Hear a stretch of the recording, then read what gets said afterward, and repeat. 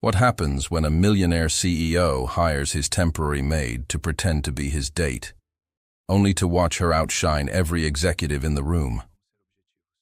This is the night Emily Hayes stops being invisible, and the moment Finn Westcott realizes he just brought a fire into a world built on ice.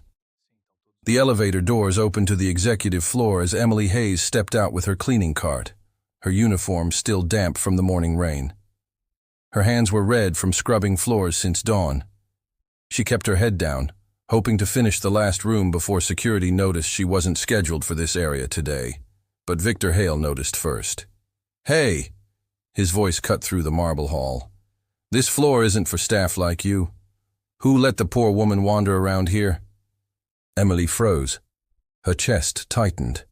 She held a stack of folders she had picked up from the hallway, planning to return them to the assistant's desk.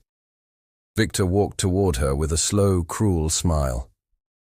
"Put that down. You don't touch executive material. Ever." A few employees glanced over and quickly looked away. No one interfered. Emily swallowed hard. I found them on the floor. I was just returning." "Returning?" Victor barked a laugh. "You don't even belong in this wing. Should I call security? Or maybe we should check if something is missing. People like you always find things." She felt heat spread through her face. Humiliated, wrongfully accused, embarrassed in front of strangers who whispered and avoided her eyes. Victor reached for the documents, snatching them abruptly from her hands. A loose page slipped out, sliding across the floor. He picked it up. His face stiffened. "What were you doing with this?" "It fell," Emily whispered. Victor stepped closer, towering over her. "You're lying, and if anything in here is leaked, you'll be held responsible. I'll have you fired today if I feel like it." Behind Victor, a shadow paused.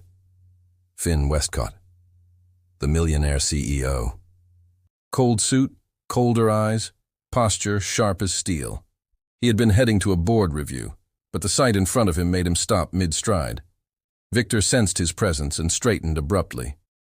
"Mr. Westcott, I caught her mishandling restricted material. These temps are always trying to snoop around." Finn didn't answer. He looked at Emily instead, a long, unreadable look. She held her posture, even with trembling hands, her breathing shallow, her uniform soaked, her hair messy, her dignity shredded in public. Finn turned his gaze to Victor. "That's enough."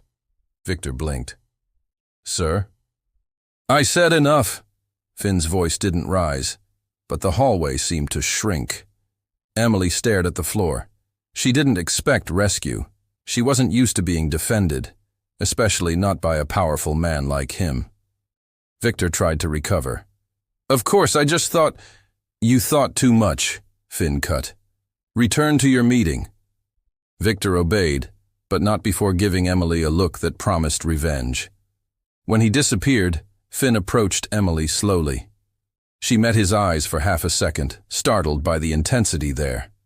He noticed the bruises on her hands, the exhaustion in her posture, the silent dignity she tried to hold together. "Finish what you were doing," Finn said. "No one will bother you again." It wasn't gentle, but it was protection, a small, unexpected gesture from a man who offered nothing to anyone. Emily nodded silently.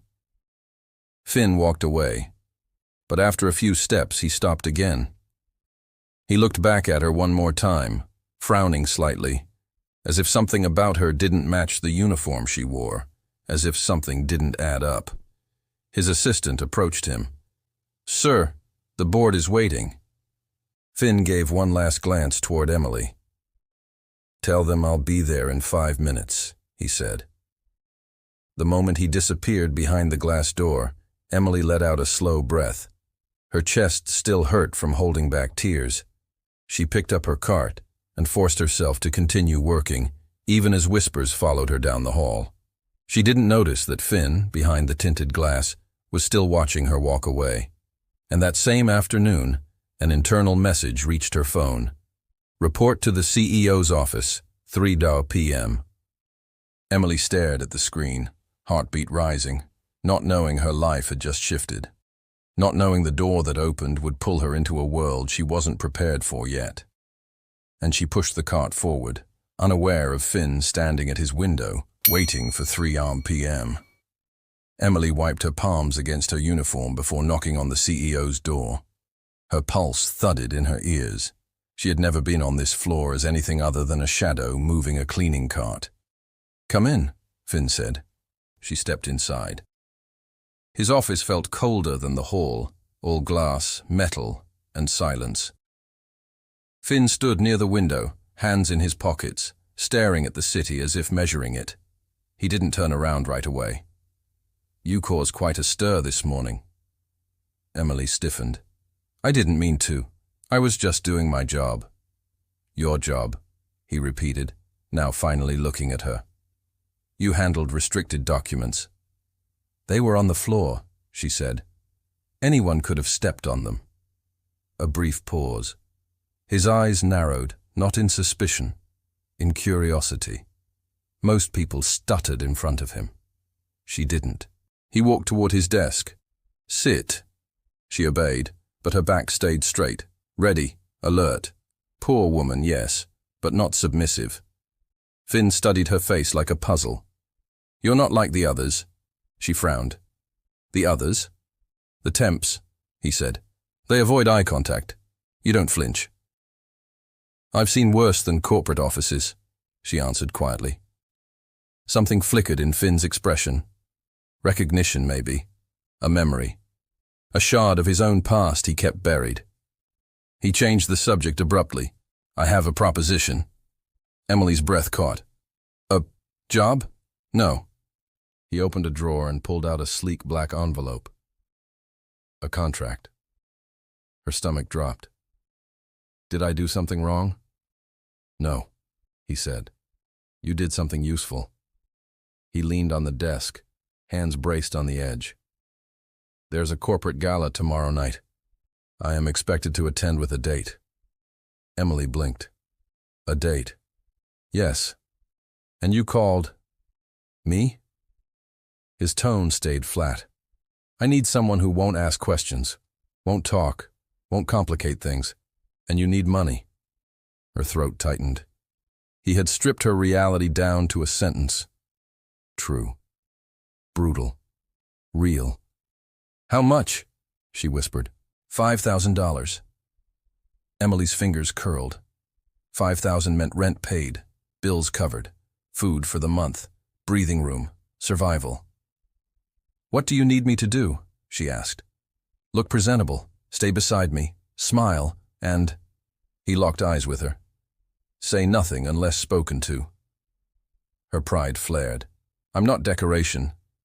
Finn didn't blink. "Tonight you would be." Emily held his stare without folding. For the first time, Finn exhaled softly, almost surprised she hadn't broken. "Do you accept?" he asked. She hated the power imbalance.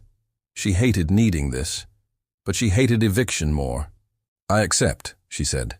Finn nodded once. "You'll receive the dress, the instructions, and the payment today." "The payment today," she repeated. "I assume you need it." Not pity, observation, cold, but accurate. A silent mini recompensa, small, but life-changing. Emily swallowed hard and rose from the chair. "Is that all?" Finn hesitated for the first time since she entered. "No," he said quietly. "One more thing." Her pulse skipped. He stepped closer, voice low, firm. "Don't embarrass me." Emily's jaw tightened. "Then don't underestimate me." The corner of Finn's mouth twitched. Not a smile, but something close. She turned toward the door, heart pounding. Behind her, Finn watched every step with an expression he didn't understand himself. When she left, he murmured to the empty room, "She's not going to stay quiet." He already knew. Downstairs, Emily received a notification on her cracked phone. $5,000, incoming transfer. She covered her mouth, shaking, overwhelmed. A second message arrived. "Your dress will be delivered at 8 p.m. She looked up at the massive building behind her.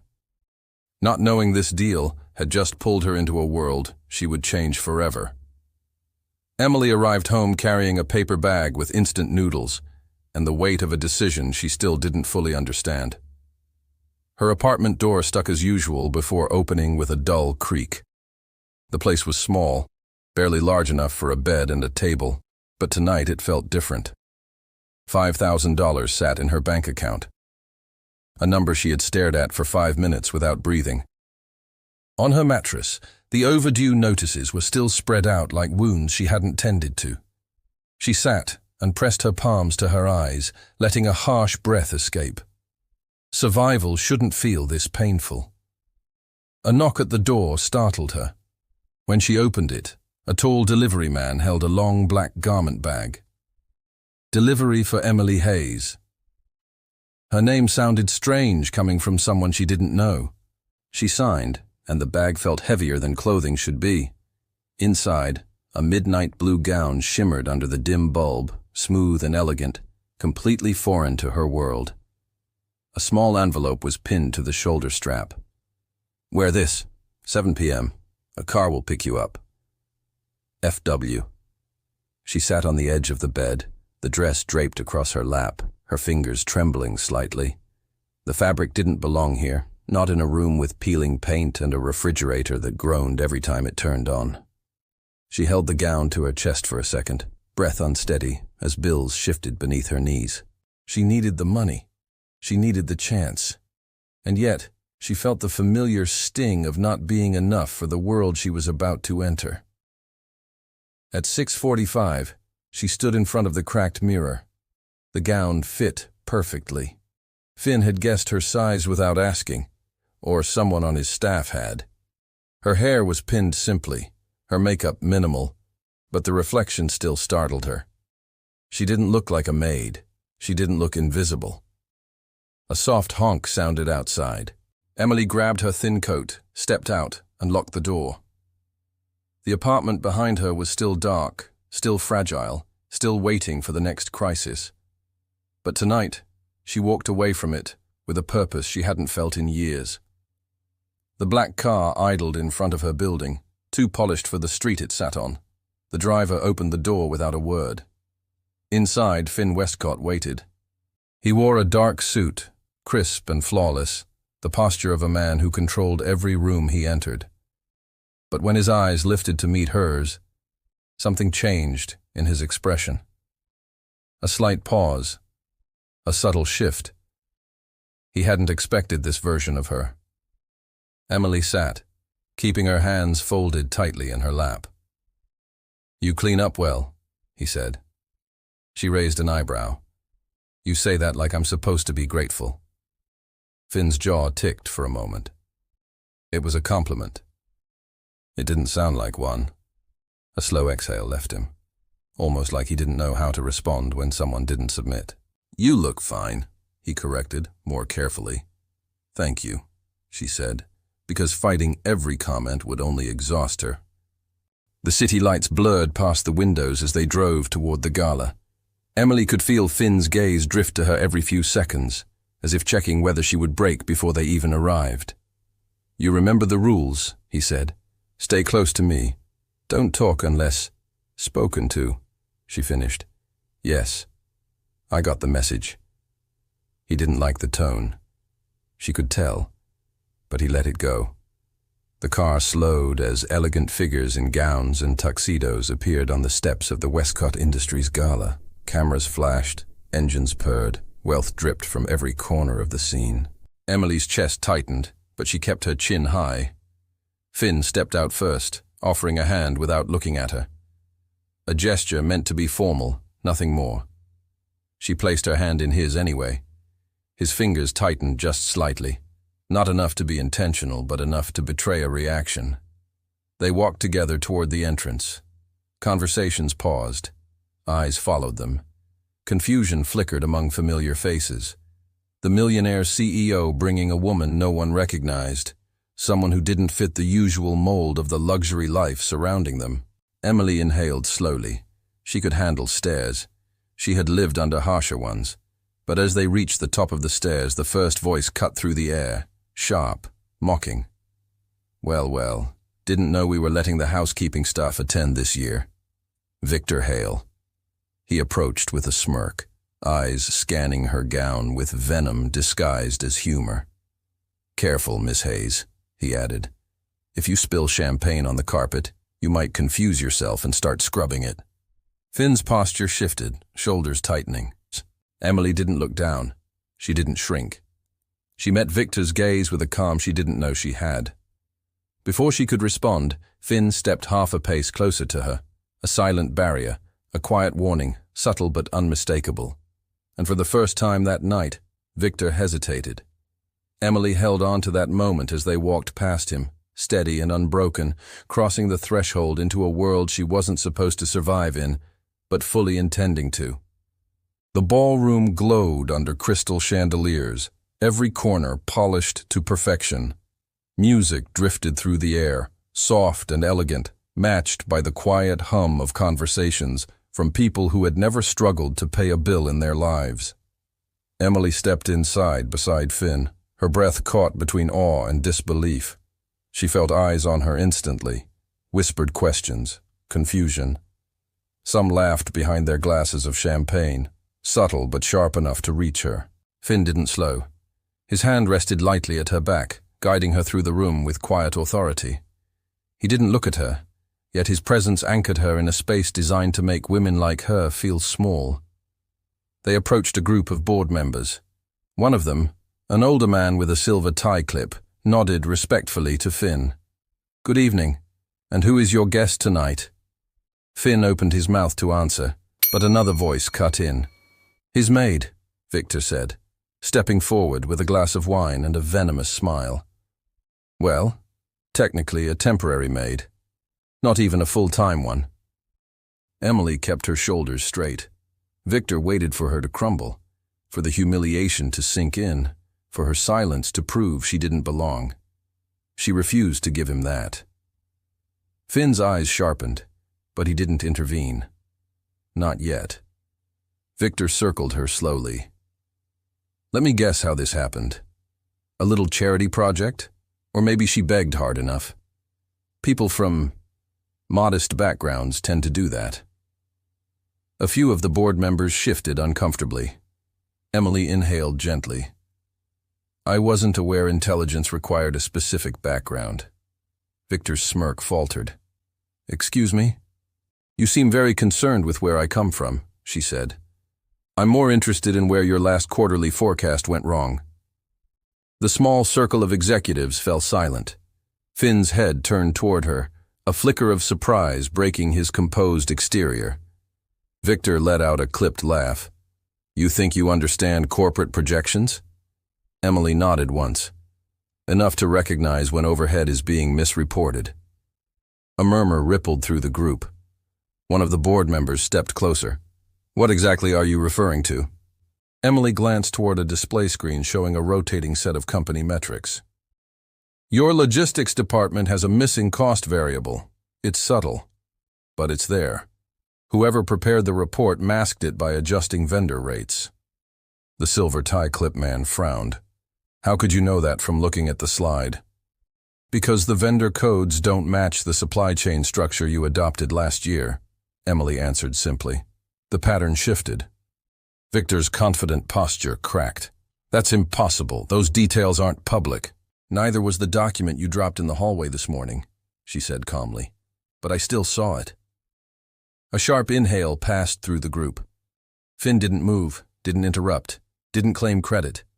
He only watched her, a slow understanding settling behind his eyes. She wasn't a quiet decorative piece. She never had been. She was a fire he had underestimated. The board members exchanged looks, respectful ones, curious ones. "What's your background, Miss Hayes?" one asked. Emily hesitated only a second. "Administration, but life didn't exactly go as planned." Another board member nodded. "It seems we've underestimated our CEO's date." Victor tried to recover. "She's lying. This is some scripted performance." Finn cut him off with a single step forward. "That's enough." Victor froze. Finn's voice stayed low, steady. "You've said enough for one evening." The board watched the exchange closely. taking in every detail, every shift in authority. Emily felt Finn's hand return to her back, less formal now, almost protective. He leaned in slightly. "You did well," he said under his breath. It wasn't praise. It was acknowledgement. Real, direct, unexpected. A waiter passed with a tray of champagne. Emily took a glass to steady her trembling hands. She wasn't sure if it was fear, adrenaline, or something else entirely. Across the room, one of the senior executives gestured discreetly. "Miss Hayes, when you have a moment, we'd like to speak with you." Emily blinked, stunned for a second. Finn heard it too. His eyes fell on her again, slower this time, something shifting in the quiet space between them. She had walked into this event invisible, but she wouldn't leave that way. As they moved through the ballroom toward the next conversation, cameras flashing, whispers rising, and Victor watching from a distance with growing hatred, Emily felt Finn fall into step beside her in a different way. Not leading, matching her. The night was far from over, and something irreversible had already begun. The night air outside the ballroom was cooler than Emily expected. She stepped onto the terrace, her fingers still trembling slightly from everything that had happened inside. Voices, flashes, questions, all of it swirled through her mind in a blur. She needed a breath. Just one. She leaned on the stone railing, steadying herself. The city stretched out below, glittering and distant, nothing like the world she lived in. Something in her chest tightened. She wasn't supposed to fit here. She wasn't supposed to shine. She wasn't supposed to be seen. But tonight, she had been. Footsteps approached behind her. Quiet, controlled. Finn. He stopped a few steps away, watching her in silence before finally speaking. "You ignored every rule I gave you." Emily didn't turn around. "If I had stayed silent, Victor would have eaten me alive in front of everyone." "You took a risk," Finn said. "A big one." She let out a soft, humorless breath. "My whole life is a risk." Finn's jaw tightened. Something in her voice unsettled him. "You didn't have to humiliate him publicly." "I didn't," she said. "He humiliated himself." For a moment, neither spoke.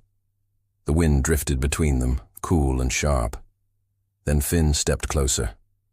Not enough to touch her, but enough that she felt the warmth of his presence. "You surprised them," he said. "You too?" she asked. His eyes held hers. "Yes." Her throat tightened. It shouldn't matter, but it did. Finn studied her face, the faint smudge of mascara under her right eye, the way her breath shivered just slightly. He hadn't realized how much the gala had drained her until now. "You handled yourself well," he added. "Better than most executives in that room." Emily looked away. "Doesn't change anything. I'm still going back to scrubbing floors tomorrow." His brow furrowed. "You really believe this is all you're worth?" The question cut deeper than she expected. "It's not about worth," she said quietly. "It's about bills, rent, survival. Things people in rooms like this don't worry about." Finn's expression shifted. A flash of something she couldn't read, something almost painful. "I know more about survival than you think," he murmured. Emily hesitated. "You? A billionaire?" He didn't correct her, didn't tell her she exaggerated. His eyes darkened, shadows moving beneath them. "I wasn't always who I am now," he said. She waited. He didn't say more. Their silence wasn't awkward. It pulsed. Heavy. Close. Emily inhaled slowly. "Finn, what happened tonight? I didn't plan it. I didn't mean to make things harder for you." "You didn't make anything harder." He stepped forward, eliminating the last inch of space between them. "You made the night bearable." Her breath caught. For the first time since she'd met him, Finn's voice wasn't cold, sharp, or controlled. It was quiet. Human. Emily looked at him. Really looked. and the armor he always wore suddenly seemed thinner, cracked around the edges. He wasn't unreachable. He wasn't untouchable. He was a man carrying something heavy, something he had never named. "Emily," he said, her name low and rough in his throat. A flicker of fear passed through her, not of him but of what this moment meant, of how close they suddenly were, of how fast her pulse jumped when his hand brushed her arm, a soft contact that felt like an unavoidable question.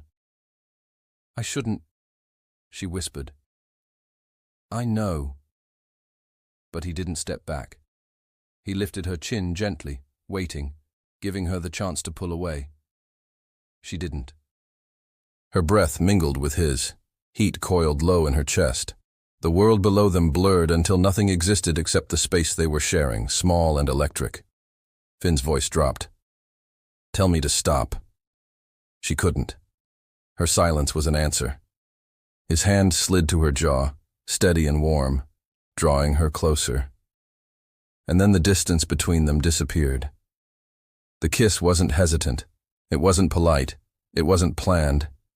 It hit with the force of everything they hadn't said, everything they had tried to ignore, everything that had cracked open between them tonight. Emily's fingers curled into his lapel, holding on. Finn pulled her closer, deepening the moment with a hunger he had never allowed himself to feel. It was intense, breath-stealing, wrong for every reason, and right for one. They finally broke apart, breathless. Emily looked up at him, stunned by her own heartbeat. Finn's forehead rested lightly against hers. This changes everything. She couldn't form words. The world had shifted under her feet. A voice echoed from the doorway. "Mr. Westcott, they're asking for you inside." Finn didn't move for a second. Then he exhaled, stepped back slowly and met her eyes one last time, a look that promised they couldn't go back now. He turned toward the door. Emily watched him leave, pulse still racing, lips still warm, knowing the night wasn't over, and nothing between them would ever be the same. The ballroom noise faded the moment Emily stepped back inside. Her skin still tingled from the kiss, her breath still uneven, but she forced herself to stay composed. She didn't know what Finn would say next, or how he planned to navigate the consequences of what had just happened on the terrace, but she had no time to process it, because the chairman of the board was already approaching her. "Miss Hayes," he said, adjusting his cufflinks. "May we speak with you for a moment?" Emily straightened. "Of course." He led her toward a quieter corner of the room, away from the music and the curious eyes. Two other senior executives joined them, forming a small circle around her. Normally, this would have terrified her. Tonight, she was too numb to feel anything. "Your insight during the earlier conversation was unexpected," one of them said. Emily folded her hands in front of her. "I didn't mean to overstep." "You didn't," the chairman replied. "Quite the opposite. You showed a level of strategic understanding most trainees don't possess." Her heart skipped. "We'd like to know where you studied," another added. "Administration," she said softly. "I didn't finish paying for my degree. Life made other plans."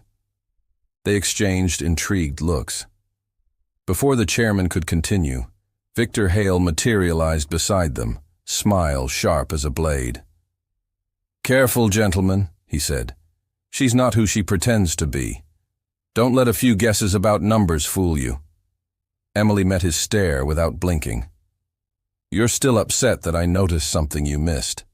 Victor's jaw tightened. "I didn't miss anything." "Then why were the board members surprised when I pointed it out?" she asked. The chairman cleared his throat. "Victor, we can continue this discussion later." Victor stepped closer to Emily, lowering his voice. "You're out of place. And when people try to climb where they don't belong, they fall." Emily didn't flinch. "There's nothing left for me to fall from." For a second, Victor lost his composure. Just a flicker, but enough to expose something sour beneath the arrogance. Then he smiled, cold and controlled. "I'll remember that." He walked away, but his glare lingered. The chairman sighed. "Don't mind him. He dislikes being outshined." Emily folded her arms in front of herself. "May I ask why you wanted to speak to me?" "Because we see potential," one of them said. "Real potential." She blinked. Her throat tightened. "In me?" "Yes," the chairman said. "We'd like you to come in for an interview, a formal one." Emily stared at him, stunned. Her heart pounded in uneven rhythms. She wanted to cry, smile, breathe, collapse, all at once. "When would this interview be?" she finally asked. "Tomorrow," he said, "if you're available." Available. She didn't have a job title to be available from. She had a mop, a minimum wage contract, and rent overdue by 3 months. "I'll be there," she said. Across the room, Finn watched her from a distance. He didn't approach. He didn't interrupt. But something in his posture shifted when he saw her speaking confidently with the board, shoulders a little higher, gaze a little softer. For a moment, he looked almost proud. Emily excused herself from the executives and stepped toward the far wall, needing space to breathe again. Finn moved as if to join her, but his CFO called him away for a discussion he couldn't ignore. She caught Finn's eyes for a second before he turned, and in that second, she felt the tension from the terrace rush back into her chest. Everything between them was different now. Emily stepped into a quieter hallway, the sound of the Gala dimming behind her. She leaned against the wall, closing her eyes, letting the events of the night settle. Then her phone buzzed. A new notification. She opened the banking app. Account balance, £1,487, 3,513 nows. Her breath caught. The Gala payment had saved her from sinking deeper, but she still wasn't safe, not yet. Behind her, footsteps echoed down the hall. She opened her eyes. "Finn." He approached without speaking, his gaze dropping briefly to her shaking hands. "Are you all right?" he asked. "I don't know," she admitted. "You handled yourself better than anyone in that room," he said. "You didn't just belong tonight. You led." Her lips parted, shock softening her expression. "Emily," he continued, "there's something you need to know." But before he could say it, a cluster of executives emerged from a nearby doorway, calling his name, demanding his attention again. His jaw clenched with frustration. "I'll find you after this," he said. Emily watched him disappear into the crowd of wealthy men demanding his time, his voice, his power. She pressed a hand to her chest, trying to steady her breath. The night felt too big, too bright, too dangerous. Like a door had been forced open, and now she had no choice but to walk through it. She stepped back toward the ballroom lights, not realizing that someone else in the shadows had been watching her every move and had already decided she didn't deserve to stay in this world she had entered. Emily arrived at Westcott Industries the next morning with a mix of hope and fear twisting in her stomach. The building's glass facade reflected a life she wasn't sure she had earned, yet something inside her urged her forward. The interview was in 2 hours. She planned to clean her assigned floor, change clothes in the restroom, and walk into that meeting ready. But the moment she stepped through the lobby, she felt it. Silence. Not the usual early morning quiet. A heavy, watching silence. 2 receptionists whispered behind their screens. Security guards glanced at her, then away, as if instructed not to interfere but dying to look. Emily kept walking. On the 3rd floor, where she had cleaned all week, a group of employees stood near the elevators. Their eyes followed her. Her pulse quickened. Something was wrong. She reached the supply closet, grabbed her cart, and pushed it toward the hallway, trying to breathe normally. But halfway down the corridor, a voice snapped the air. "There she is! Victor Hale." Victor. He stepped out from a conference room, holding a folder in his hand. His expression was calm. Too calm. The kind a predator wears when the trap has already closed. "Miss Hayes," he said loudly, "I believe you know why we're here." Emily's fingers tightened on the cart. "I'm here to work." Victor smirked. "Not anymore." Two HR representatives appeared behind him. One carried a clipboard. The other avoided looking at her entirely. "Emily Hayes," the first HR rep began. "You're being terminated effective immediately." Her breath caught. "Terminated? For what?" Victor opened the folder. "Data leakage. Unauthorized access to executive material. Providing sensitive information to outside contacts." Emily felt the words hit like blows. "That's not true." "It's documented," Victor said, handing HR a set of papers. "Your device accessed restricted files at 10:42 p.m. last night." "I don't have access to any device," Emily protested. "I don't even own a laptop." Several employees had gathered now, watching, whispering, judging. "Miss Hayes," HR continued, "whether intentional or not, this is a serious violation of company policy. You must return your badge and leave the premises immediately." Emily shook her head, disbelief tightening her throat. "This is a mistake. I didn't do anything." Victor stepped closer, lowering his voice just enough for only she could hear. "You embarrassed me last night. Did you really think there wouldn't be consequences?" Her heart dropped. "You set me up," she whispered. Victor's eyes gleamed. "Prove it." A security guard approached. "Ma'am, we need to escort you out." Emily felt heat sting her eyes. The hallway blurred. She forced herself to straighten her spine. She wouldn't cry here. Not in front of them, not in front of him. But then Victor reached for the badge clipped to her uniform and yanked it off her collar with unnecessary force.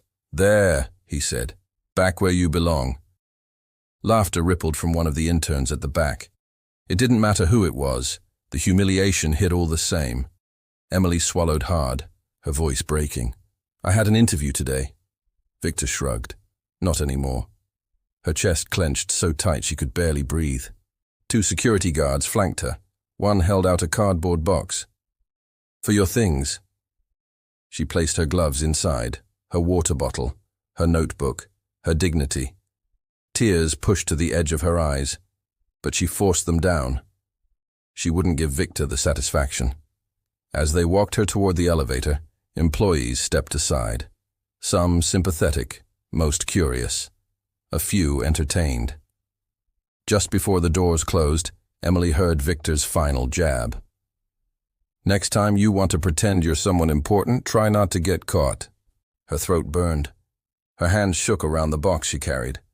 And when the elevator descended, the tears she had fought so hard finally slipped free. By the time she reached the lobby, she wasn't sure she was breathing at all. Outside the building, she set the box on the sidewalk and pressed a hand to her chest, trying to hold herself together.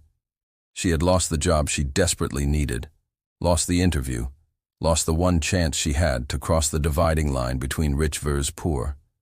Her world was collapsing. A small group of pedestrians walked past, ignoring her. The morning sun felt too bright, too harsh on her skin. She reached into her pocket and pulled out the wrinkled slip of paper with her overdue rent amount. The numbers blurred as fresh tears filled her eyes. Then, through the blur, she heard her name. "Emily!" She turned. Finn was striding down the steps of the building, face sharp with urgency. He wasn't wearing the cold CEO mask. His expression was something else. Anger, worry, disbelief. "What happened?" he demanded. She shook her head, unable to speak. Finn looked at the box in her hands, then at her tear-stained face, then at the lobby where employees still watched through the glass. His jaw locked. "Who did this to you?" Emily swallowed hard. "Victor, he made it look like I leaked information." Finn's eyes darkened, not with confusion, with certainty. He knew Victor.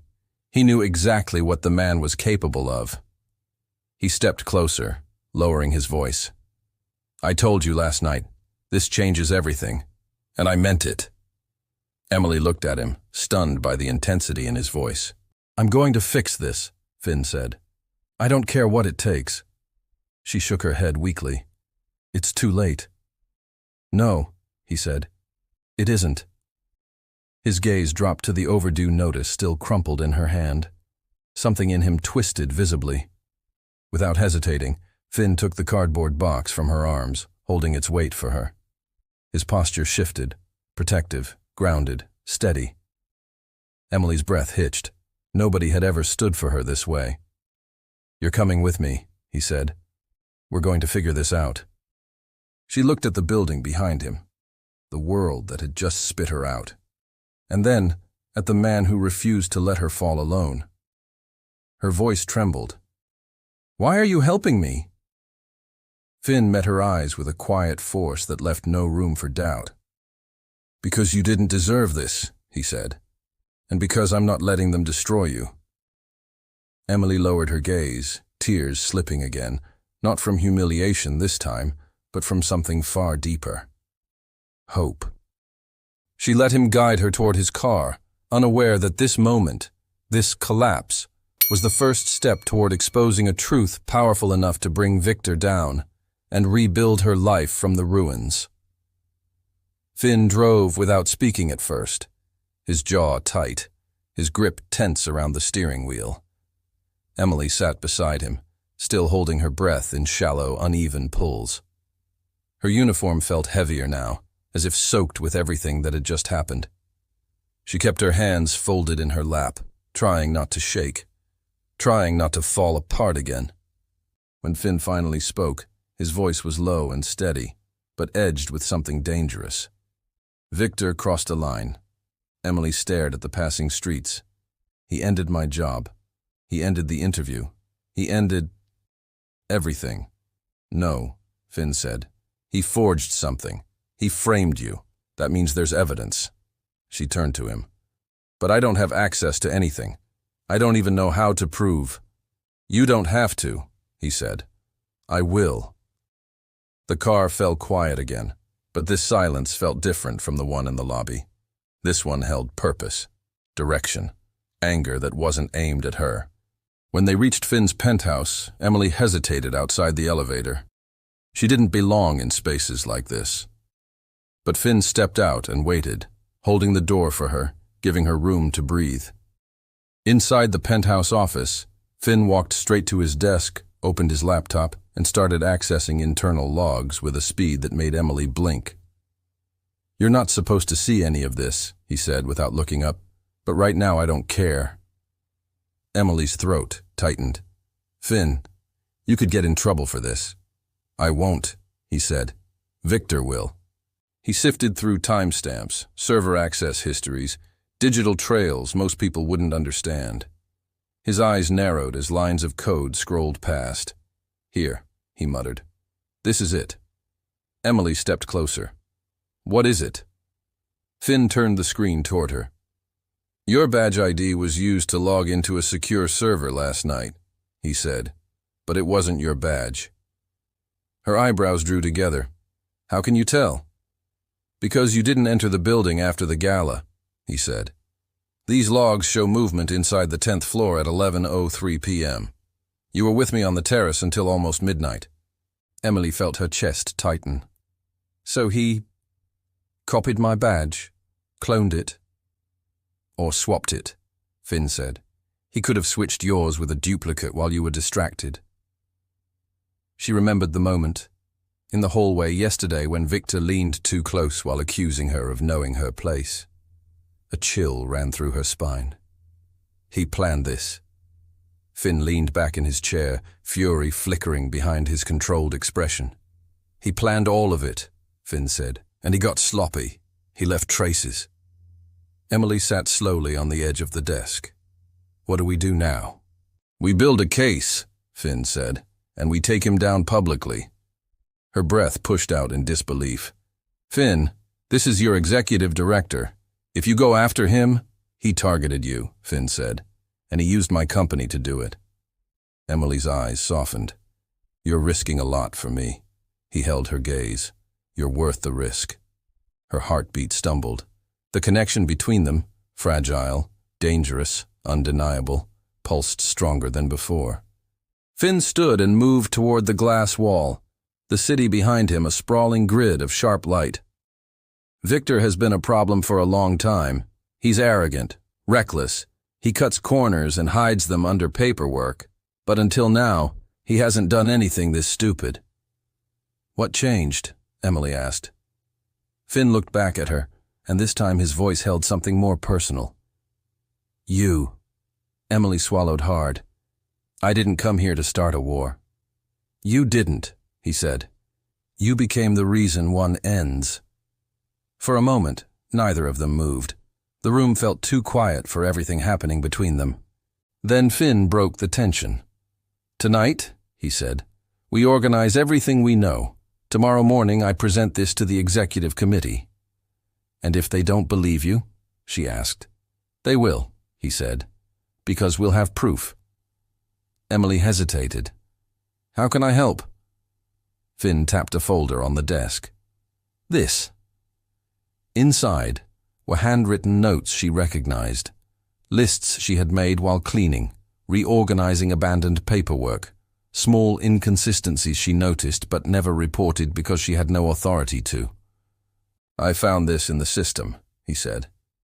"You flagged patterns without even realizing it. These discrepancies match the ones Victor has been covering." Emily blinked. "I didn't think anyone saw those." "I did," Finn said. Something warm flickered in her chest. Not romantic, not entirely, but something deeper. Recognition, validation, worth. She stepped closer. "Finn." "Thank you."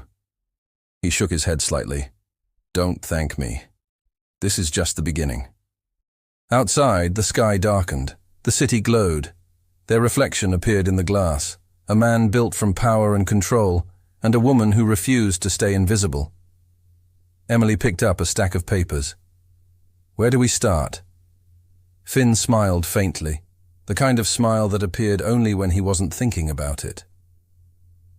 "We start by proving you're innocent," he said. "And then we make sure Victor Hale never gets close to power again." Emily nodded, feeling something rise in her chest she hadn't felt in years. Strength. She stepped beside Finn, shoulder brushing his lightly as they spread the documents across the table.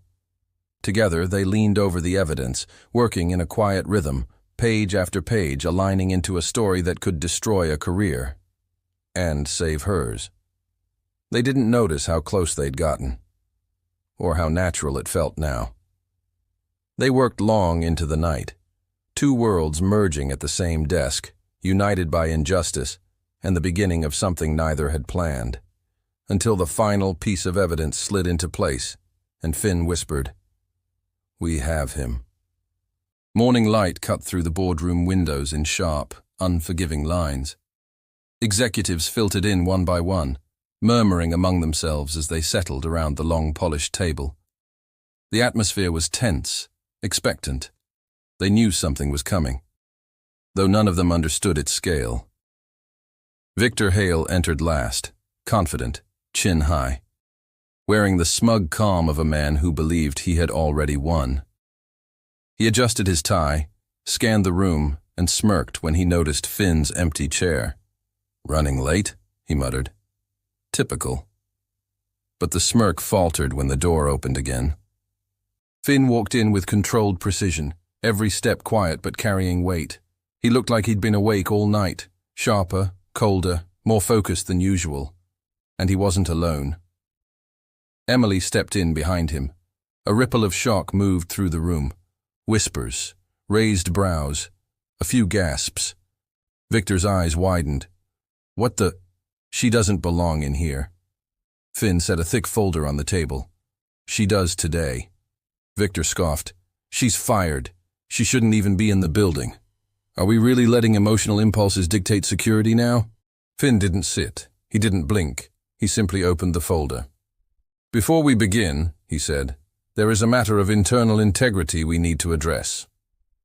Victor rolled his eyes dramatically. "If this is about the Maid, this is about fraud," Finn cut in. Silence slammed across the table. Victor blinked. "Fraud? From whom?" Finn pushed the first printed sheet forward, a server access log. "From you." A murmur swept the room. Executives leaned forward, suddenly alert. Victor barked out a laugh. "This is ridiculous. A pathetic attempt to cover for her blatant—" Finn slid another sheet on top of the first, then another and another. Badge cloning patterns, time-stamped server movements, altered vendor codes, expense trails leading nowhere, projections manipulated under Victor's name. "Stop," Victor snapped. "This proves nothing. Anyone could have—" Emily stepped forward, placing a final sheet beside Finn's. A handwritten inventory note. Her handwriting, from weeks ago. "I found this in a pile of documents no one cared about," she said calmly. "You tried to hide discrepancies, but you left a trail across the supply chain. A sloppy one." Victor's face reddened. "You think anyone here is going to believe a maid over me?" But Finn wasn't looking at Victor anymore. He was looking at the board. "Emily wasn't a maid by choice," Finn said. "She's an administrator who never got the chance to finish her degree. But in the few weeks she worked here, she caught mistakes none of you saw. Mistakes Victor exploited." A long, weighted silence hung over the room. The chairman spoke first. "Mr. Hale, these documents, are they authentic?" Victor swallowed. "Fabricated, obviously. He's using her to—" "They came from internal servers," Finn said. "Your servers, your signature authorizations." Executives exchanged concerned looks. Victor's composure cracked. "This is a setup. She manipulated the system." "She doesn't have access to the system," Finn said. "But you do. You always have." Emily met Victor's eyes.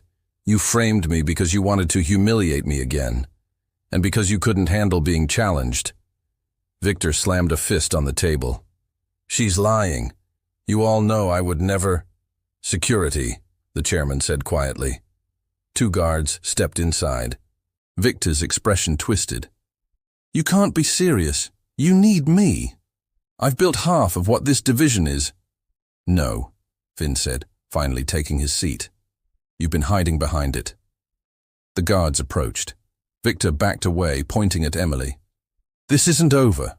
You don't belong here. You're nothing." Finn stood again so fast his chair slid back. "Don't talk to her." The room froze.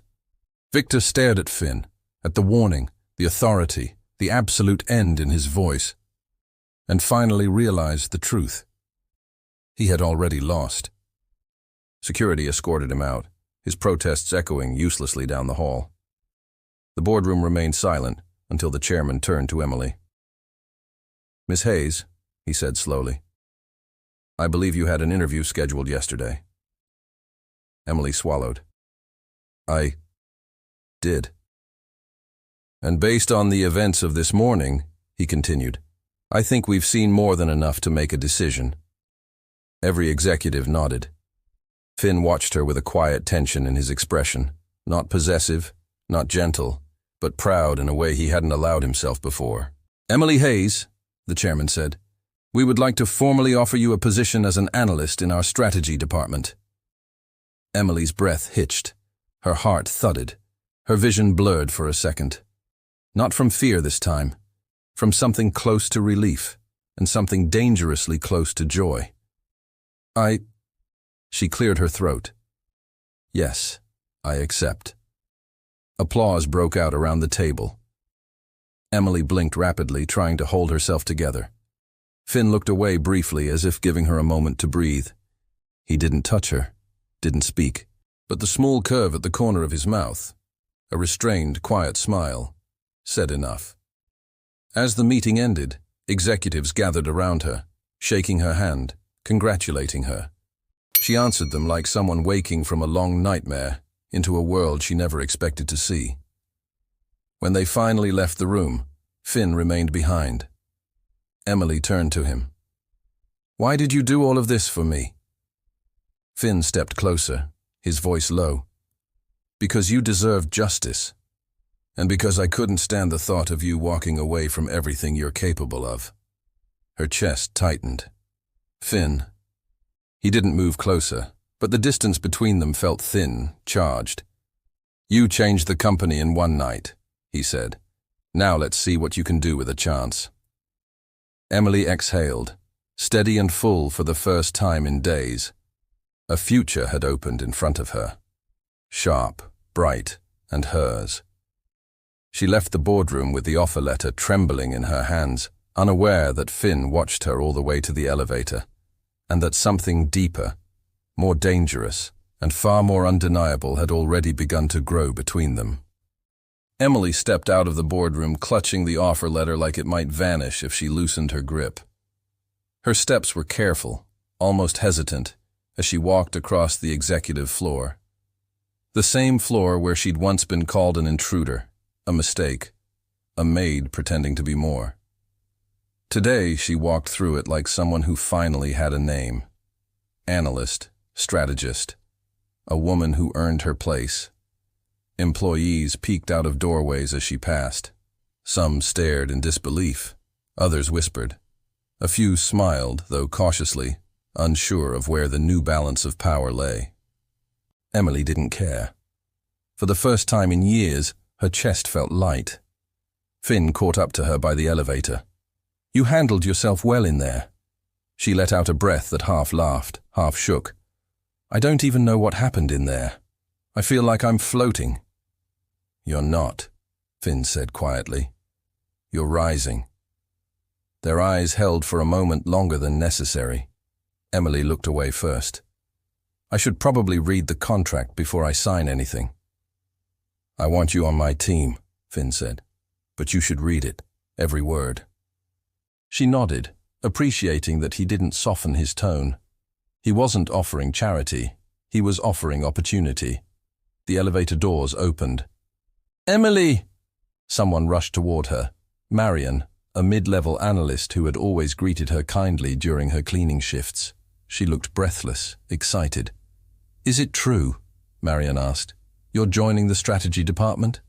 Emily smiled, still stunned. "Apparently, yes." "That's incredible." Marion grabbed her hands. "You deserve it." Emily's throat tightened. Few people had ever said those words to her. Finn watched from a short distance, expression unreadable, but softer than usual, like something inside him eased when he saw someone celebrate her without hesitation. Emily excused herself gently and stepped into the elevator.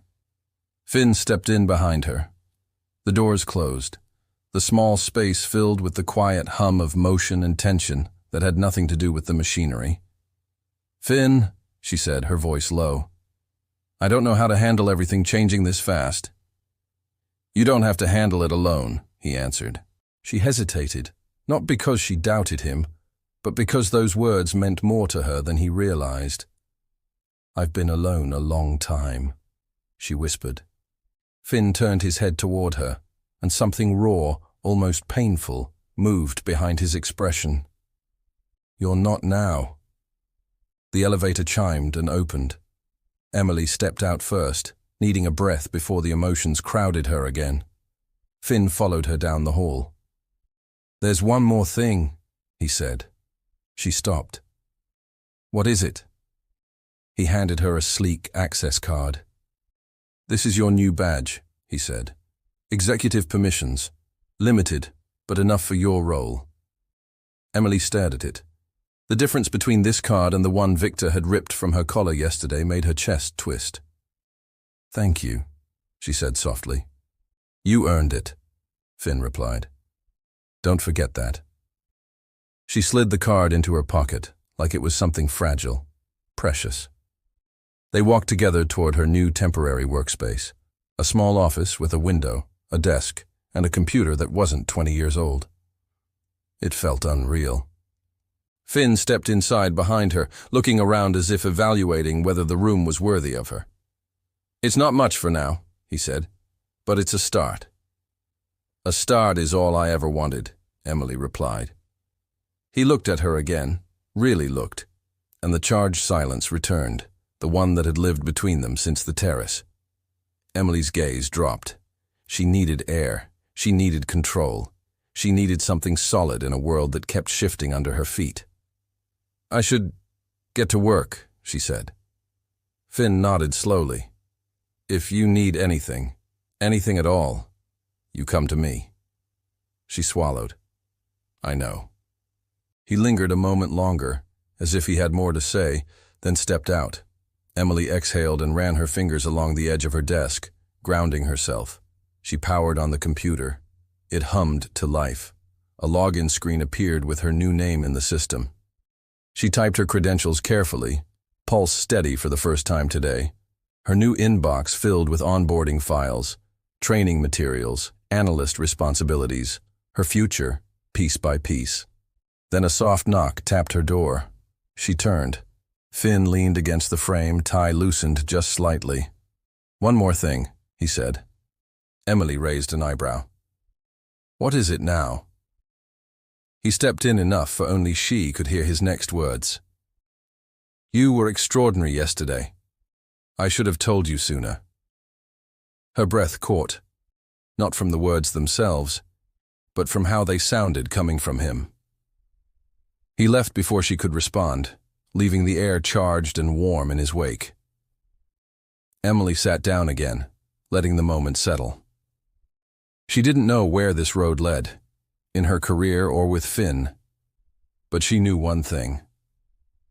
She wasn't the woman they had tried to humiliate yesterday. She wasn't invisible anymore. And the future opening before her was brighter than anything she had ever dared to imagine, especially with the man who believed in her more fiercely than she understood yet. Emily adjusted the stack of reports on her desk for the third time.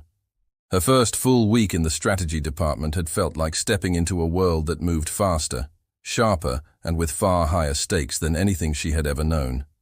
But she kept up. More than kept up. She excelled. Every morning she arrived before most analysts. Every night she left long after the lights dimmed, her notebooks filled with insights, patterns, operational weaknesses, and potential innovations the company hadn't considered in years. People noticed. Some stared, some whispered, some respected, some feared. But no one ignored her anymore. This morning, though, the atmosphere carried a strange tension. Not hostile, just charged, like something important was about to tip. Marion peeked into her office. They want you on the 10th floor, executive war room. Emily blinked. Me? Yes, Marion said, lowering her voice. Finn asked for you personally. Her stomach flipped. Do you know why? No, but everyone's talking about it. Emily gathered her notes and headed to the elevator. Her steps were steady, but a tightness pulled at her ribs. She had worked harder this week than most people realized, pushing herself to prove she belonged. Not for Finn, not for the board, but for herself. Still, the idea of him requesting her sent a warm pulse through her chest. She tried very hard to ignore. The elevator opened to the 10th floor. Meetings were already in motion. Executives moved like currents, tense and focused. Finn stood at the center of it all, directing teams, reviewing projections, answering rapid-fire questions without losing momentum. But when he saw Emily step off the elevator, everything in him softened for a split second, too quick for anyone else to notice. Emily, he said, walking toward her. Come with me. She followed him into the war room. A massive screen displayed performance metrics, competitor projections, and a looming issue in red. Culture risk, internal morale collapse. What's happening? She asked. Finn crossed his arms. The company is profitable, but internally, people are burnt out, underpaid, unheard. Victor's influence did damage. Years of it. Emily studied the board. And now, the cracks are showing. Yes, Finn said, and we need a permanent solution. She scanned the charts. Employee turnover, productivity decline, stalled innovation. They're symptoms, not causes. Finn nodded, as if waiting for her to reach something deeper. She did. This isn't a financial issue, Emily said. It's cultural decay. The employees don't trust leadership anymore. One of the senior managers scoffed lightly. So what do you suggest? A motivational speech? A pizza day? Emily's expression didn't change. I suggest restructuring the way you listen to your employees. The room quieted, She stepped closer to the board, flipping to a new page in her notebook. "You have talent here," she continued. "Quiet talent, overlooked talent. People who've worked twice as hard for half the credit. They're drowning under old systems that reward the loudest voices rather than the smartest." Several executives shifted uncomfortably. Emily didn't flinch. "You want higher morale? Give people a path upward. Give them purpose. Give them a voice." The room stayed silent. Finn's eyes never left her, proud, focused, awake. "Show us," he said. Emily blinked. "Show what?" "How to fix it." A few executives bristled. "Mr. Westcott, we can't just—" "You had your turn," Finn said calmly. "Now it's hers." The room froze.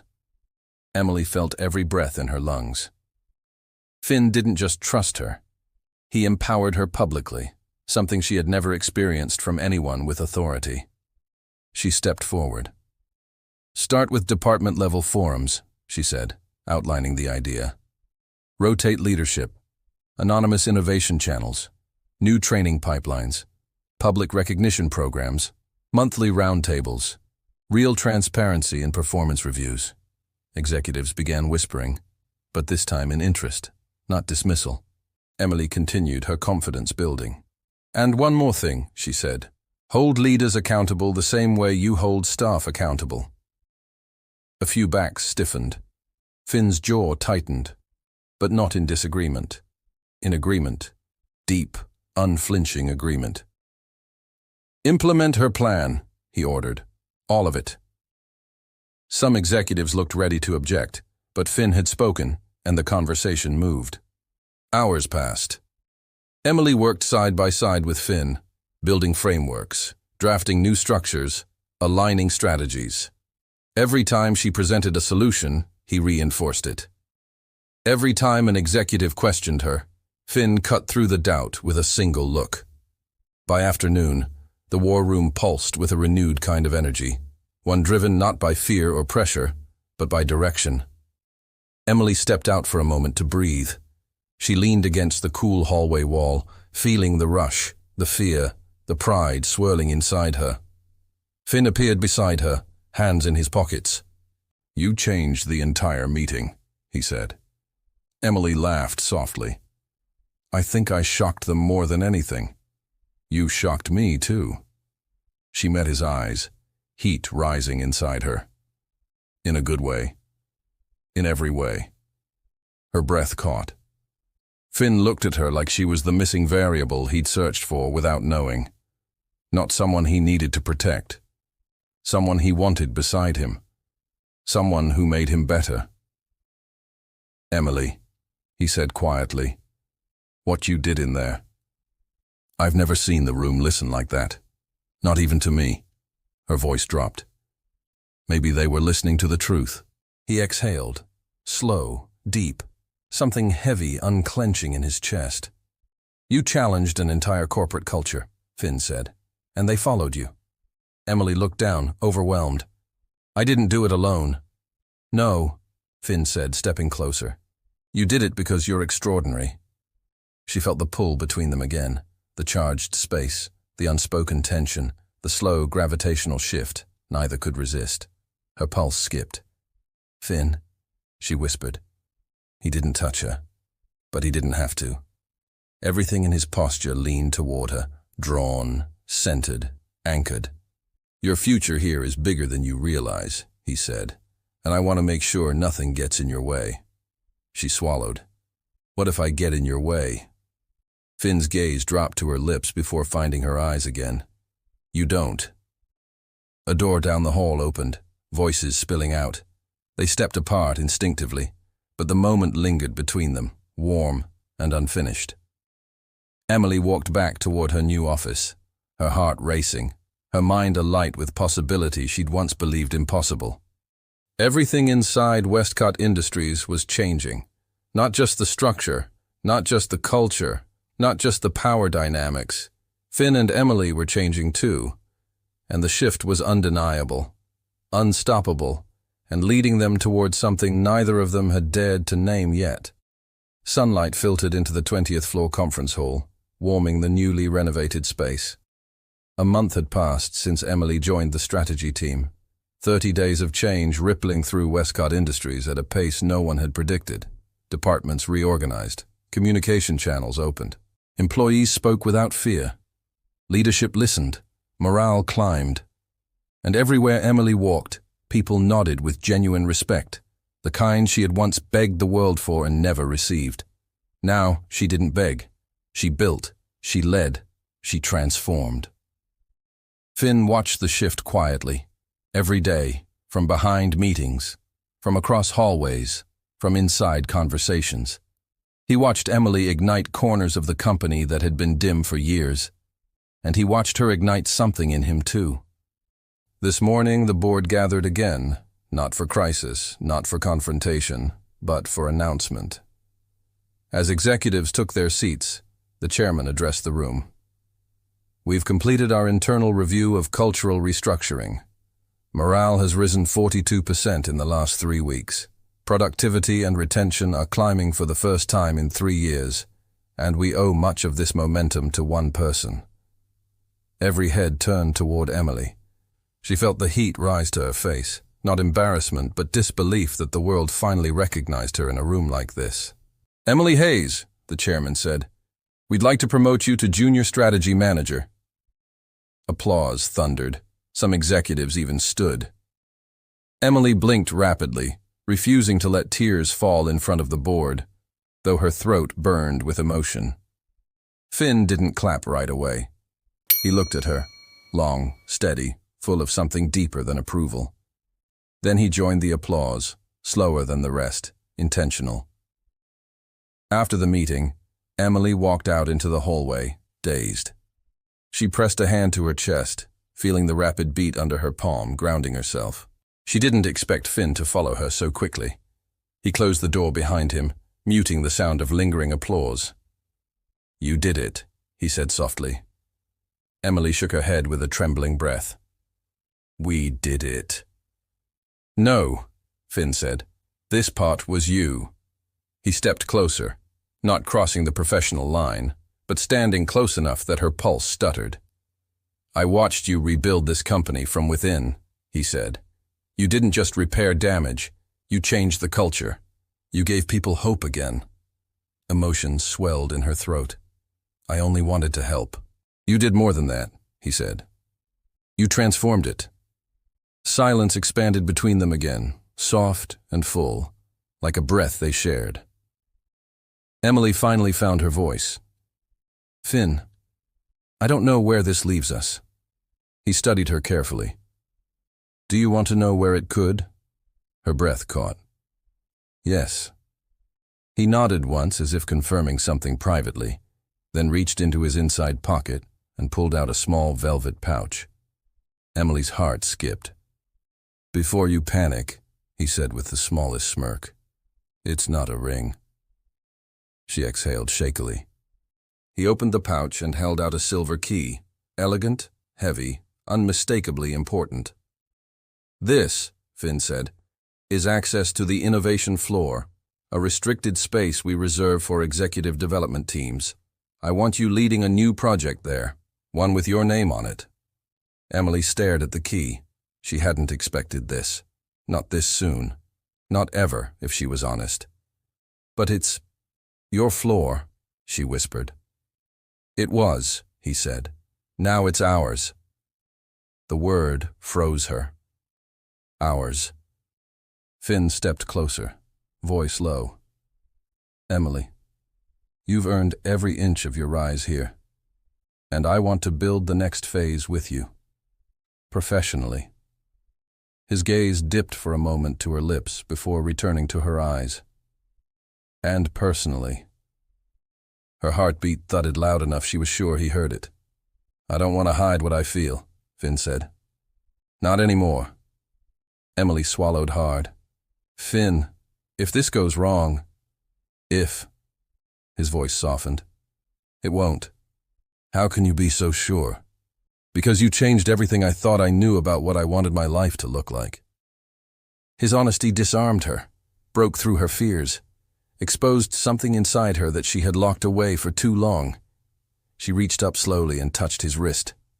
A light touch, unsure, fragile. He stilled. Not hard, not tense, just present. "Finn," she said, her voice barely above a breath. "I want this too." The tension between them deepened, warm and magnetic. Not rushed, not reckless. Chosen. Finn lifted his hand and traced her jaw lightly with his thumb, his touch steady, reverent. "Then let me show you what partnership really means," he murmured. Their foreheads met. A quiet, intimate contact that held as much promise as any kiss. It wasn't the beginning. They had crossed that line long ago. This was acknowledgement. A vow. Emily closed her eyes, letting the moment settle into her bones, anchoring her. When they parted, Finn slipped the key into her palm and folded her fingers around it. "Use it well," he said. "I will," she whispered. She watched him walk down the hall, shoulders relaxed for once, the weight he always carried softened by something new, something they now shared. Emily looked down at the key. Her future. Her place. Her partnership. And deep in her chest, certainty bloomed. This wasn't just a job, or a promotion, or a second chance. It was the beginning of the life she was meant to build, with the man who had believed in her before she ever believed in herself. Amy could hardly believe it. She found herself laughing herself to sleep in her quiet and cozy bed. She knew that this was only the beginning, a large path of transformation in her life. Emily Hayes rewrote her own story from its ruins, and the world watched. But now the moment had arrived to showcase her second chance and, far beyond, claim what she truly deserved. Inside Westcott Industries, the launch of Emily's Innovation Floor project had become the biggest internal event of the year. Employees buzzed with excitement. Reporters hinted for access. Executives murmured about the sudden cultural renaissance happening within the once rigid corporation.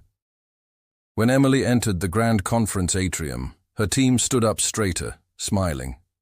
She walked with calm confidence. A woman who had been humiliated, wrongfully accused, fired, ignored, and underestimated, and yet had risen higher than anyone predicted. This time, no one whispered behind her. No one tried to push her aside. No one questioned her place. And Victor Hale, the arrogant villain who tried to destroy her, wasn't in the building. Not anymore. She stood at the front of the room, cue cards in hand, though she didn't really need them. Her project slides glowed behind her. Models, workflows, real solutions tailored to people and fairness. She could feel her heartbeat slow as everything clicked into place. She belonged here. She owned this moment. Finn stepped into the room just as she exhaled, his presence grounding her instantly. He didn't need to speak. His look said enough. "You earned all of this, and I'm here, not as your CEO, but as your partner." Once Emily finished her presentation, the board rose in applause, wider and louder than the promotion announcement. The chairman walked forward and shook her hand. "I can't remember the last time a project launch earned a standing ovation," he said. "You've changed us, Miss Hayes." Her voice came out steady. "I only helped uncover what was already here." But everyone in the room knew she had done far more. Finn waited for her by the door. But instead of leaving, he gently tugged her toward the center of the atrium. "Everyone," he said to the room, "there's one more announcement." The murmurs swelled. Emily blinked at him. "Finn." He took her hand, openly, publicly, and Emily's breath caught. "We stand here today because of her," Finn said, voice clear and fierce. "Emily reminded us that power without empathy collapses, that companies survive when people feel seen, that courage can come from any level, even from someone others tried to bury." Her pulse raced. He wasn't just praising her, he was honoring her. Then he faced her fully, the room fading around them. "I once believed leadership meant standing alone," Finn said quietly, only for her. "Until the night you walked into my world and refused to be silent." Her eyes softened. "You weren't meant to stand alone." He reached into his pocket. But not for a simple velvet pouch this time. A small ring box appeared in his hand. Elegant, understated, inevitable. Emily's lips parted in shock. "Finn, this company changed because of you. I changed because of you." He dropped to one knee, the room inhaling as one. "And I don't want a future you're not in. Not as an employee, not as an advisor, but as my partner in every part of this life." Emily felt her vision blur, but not from humiliation, not from fear, from overwhelming, steady joy. "Emily Hayes," Finn said, "will you marry me?" Her answer came like breath rediscovered. "Yes." Finn rose and kissed her, not reckless, not rushed. A promise, a sealing of everything they had fought for. Applause broke again, louder this time, joyful, united, celebratory. Later that night, Finn and Emily stood together on the rooftop terrace, overlooking the city that had once felt too large for her. Not anymore. The wind brushed her hair as Finn wrapped an arm around her waist, grounding her. "You changed this place," he murmured. She leaned into him.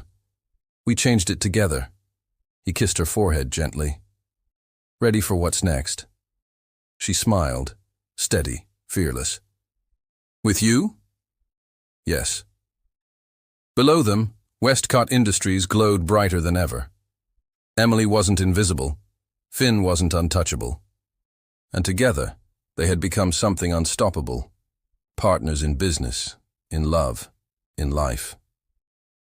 The world would remember their story as one of redemption, karma, class difference overcome, and the kind of unexpected romance that reshapes everything it touches. And for the first time in her life, Emily Hayes stepped into the future knowing she was exactly where she was meant to be. And if you enjoyed this emotional journey, subscribe to the channel. Here, stories like this, filled with new beginnings, intense feelings, and secrets that change destinies, come to life every week. And in the next video, well, you may find another unexpected meeting, another mysterious house, or perhaps another love bold enough to challenge the past. I'll be waiting for you there.